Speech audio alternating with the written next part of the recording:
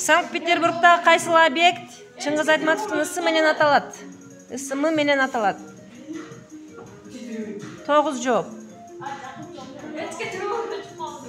Өчүп калды? 10 туура жооп, азаматтар.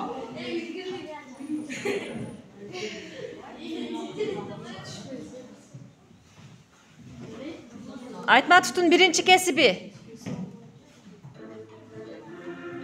Zootexnik, жазуучу, мугалим, малчы.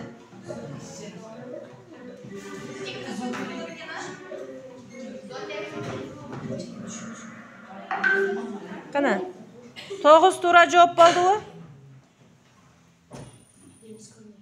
Сабира, Самира биринчи болуп жооп беришиптир, азамат.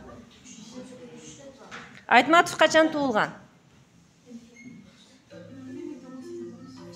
Муну тез эле белгилеп койгула, билесиңер да.